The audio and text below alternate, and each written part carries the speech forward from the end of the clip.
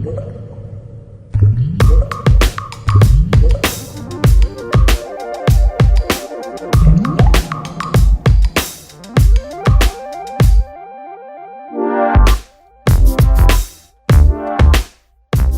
episode brought to you by MeepleRealty.com, your source for high-quality custom board game inserts.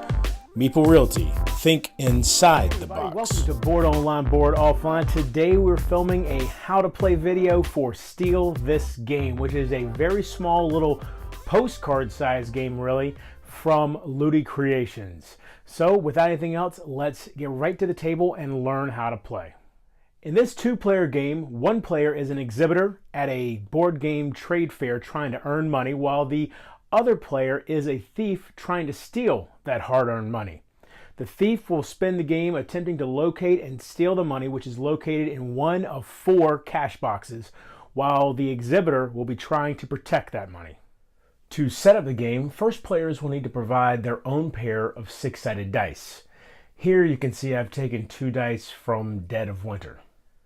Next, the postcard should be placed between players so the edge illustrated with the risk track is clearly visible. The rules state that the most suspicious looking player will be selected to be the thief. Alternatively, the rules also say players may choose any method they wish to determine which player is which character. The exhibitor player takes the 4 cash boxes and places them face down in a row. The cash boxes on the ends are always considered adjacent. When the exhibitor places these out, she should know which one of these has the cash in it and which one of these are the empty decoys. At any point during the game, the exhibitor may peek at the hidden side of the cards to refresh her memory as to which cash box is which. Once the cash boxes are placed out, the exhibitor then places the cashier in front of one of the cash boxes. Whichever cash box the cashier is in front of is always considered protected from the thief. And that's the setup. To win the game, the thief must bluff in order to find the real cash box and then steal it. The exhibitor, on the other hand, must use misdirection and deception to confuse the thief and protect the real cash box from being stolen. To start the game, the thief rolls her 2 dice secretly behind her hand, and then she can place the 2 dice behind the shield if she wishes, making sure the exhibitor does not see them. The thief then places the risk token on one of the spaces on the risk track, thereby making a statement about what she has rolled. The statement the thief makes on the risk track may be true, but it also may be a lie. So what do the different positions on the risk track indicate? The blue prepare section shows the 6 sides of a standard D6. If the thief selects one of these spots, she is declaring that at least one of her 2 dice is showing the chosen number. For example, if the thief had rolled a 5 and a 1, she could place the risk token here on the 1 or here on the 5, and either of those statements would be true. The yellow observe section shows the numbers 6, 8, and 10.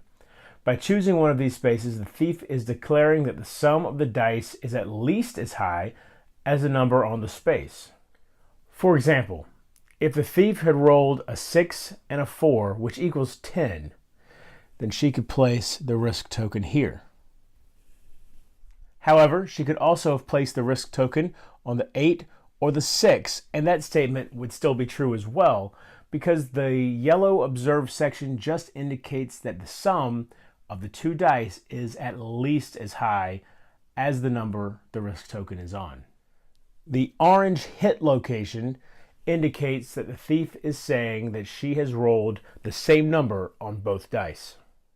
For example, if the thief had rolled these 2 2s, she could place the risk token on the hit location, and that would be a true statement. The final spot on the risk track is the red steal location.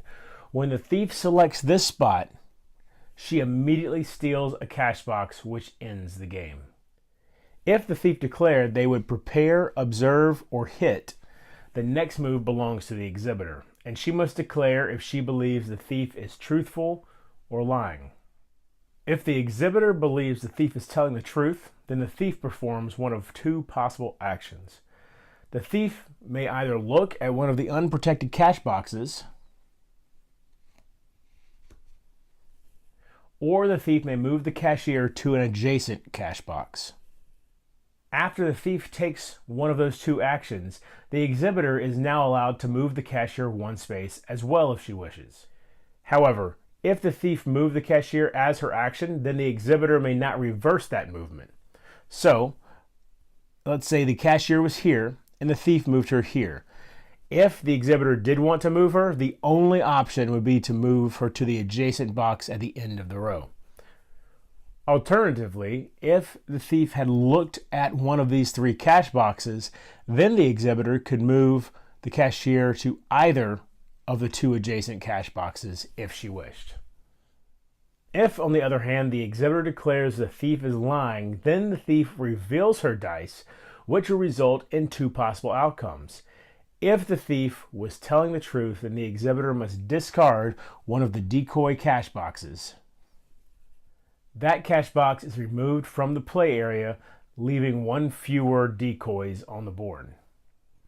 If more than one cash box remains, then the exhibitor may rapidly reposition them, like a shell game, for approximately 10 seconds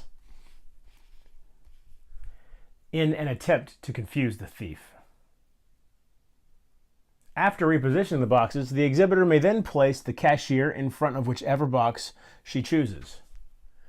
Finally, the thief will re-hide her dice and then select one to secretly re-roll.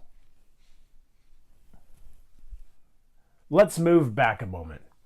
If when the thief is accused of lying but was actually telling the truth, the exhibitor discards a decoy and leaves only one box left, the thief knows this is the box with the cash, and the game is immediately over and the thief has won. Alternatively, if the exhibitor accuses the thief of lying and the thief was in fact lying, then she has been spotted. It's time to grab a cash box and run. The thief immediately picks one of the unprotected cash boxes and steals it. If that cash box is empty, the thief has lost the game and the exhibitor has won. If, on the other hand, the revealed cash box has the money in it, the thief has won the game. If the game did not end during the previous round, then a new round begins. The thief begins the new round by moving the risk token to a higher space on the risk track. So if it was previously on the 4 prepare, then the thief must move this anywhere higher. It could be the 5, or it could be all the way up to hit, or even steal. Keep in mind that if the exhibitor believed that the thief was telling the truth in the last round, then the thief has not re-rolled any dice and still has the exact same result as before. Alternatively, if the thief was called a liar but in fact was telling the truth, the thief has re-rolled one of those dice. Once the thief has moved the risk token to a higher position on the risk track, then it's the exhibitor's turn to once again either declare the thief truthful or declare the thief a liar, and this continues until one of the end game conditions has been met. Keep in mind that at any point while placing the risk token on the risk track, the thief can jump straight to steal and grab one of the cash boxes. And that's how you play Steal this game. I hope you enjoyed this video and I hope it was informative. If you did enjoy this video, please give it a thumbs up. If you like my channel, consider subscribing. Find me over on Twitter at boredoffline, and until next time, if you're bored online, board offline.